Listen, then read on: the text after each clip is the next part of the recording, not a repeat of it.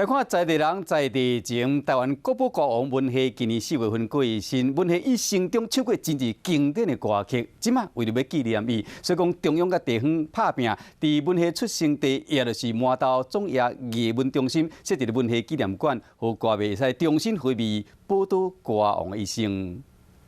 有国宝歌王之称的文夏，在生时阵唱红真侪有名的歌曲，伫咧台语歌坛有重要的贡献。今年伫咧4月，因为器官废弃过身，互真侪歌迷拢真不甘，所以中央和地方伫咧文夏出生的麻豆总业艺文中心设文夏纪念馆，预计会有2000多万的经费来筹备这个文夏故事馆。未来文夏纪念馆内底用文夏一生做主题，而且展览相关文物，互民众用体验的方式来了解伊一生。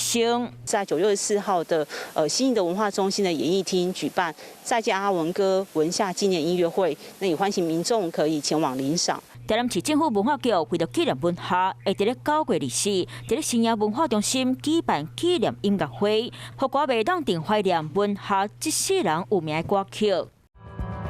想要获取更多新闻资讯，想要看到主播最新的动态，赶快订阅华视YouTube频道。